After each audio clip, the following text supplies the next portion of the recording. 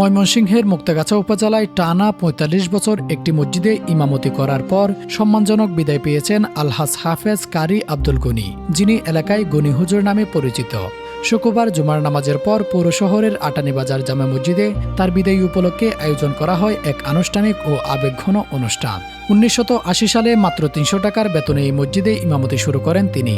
এর আগে ফুলপুর বানিয়া মাদ্রাসা থেকে হিফজ সম্পন্ন করে মুক্তাগাছা বড় মসজিদে কোরআন শিক্ষা দেওয়ার মাধ্যমে তার কর্মজীবন শুরু হয়। পরবর্তীতে আটানীবাজার জামে মসজিদে একটানা ৪৫ বছর ইমাম ও খতিব হিসেবে দায়িত্ব পালন করেন।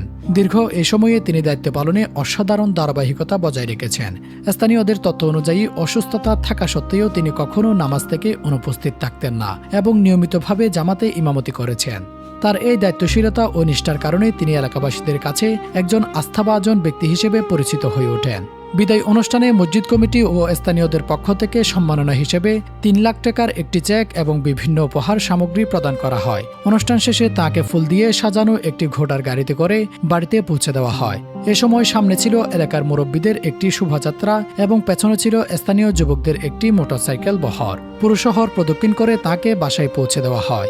এ সময় নারে তাকবীর ধ্বনিতে এলাকায় মুখরিত হয়ে ওঠে এবং সড়কের দুই পাশে মানুষের ভিড় লক্ষ্য করা যায়। প্রিয় ইমামকে বিদায় জানাতে অনেক মুসল্লি আবেগে আপ্লুত হয়ে পড়েন। স্থানীয় শিক্ষাবিদ ও সাবেক অধ্যক্ষের মতে তিনি শুধু একজন ইমামই নন, বরং একজন আদর্শ শিক্ষক ও সমাজের জন্য গুরুত্বপূর্ণ ব্যক্তি ছিলেন।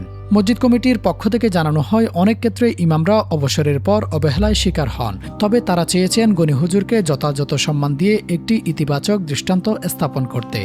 বিদায় বেলায় গনি হুজুর সবার কাছে দোয়া চান এবং এলাকাবাসীর প্রতি কৃতজ্ঞতা প্রকাশ করেন। তিনি বলেন, মানুষের এই ভালোবাসা ও সম্মানই তার জীবনের সবচেয়ে বড় প্রাপ্তি। এলাকাবাসীর মতে এই বিদায় কেবল একটি আনুষ্ঠানিকতা নয়, বরং দীর্ঘদিনের নিষ্ঠা, ত্যাগ ও সেবার স্বীকৃতি। মুক্তাগাছা অঞ্চলে এভাবে কোনো ইমামকে বিদায় দেওয়ার ঘটনা আগে দেখেননি বলেও জানিয়েছেন স্থানীয়রা। Desk report, true news.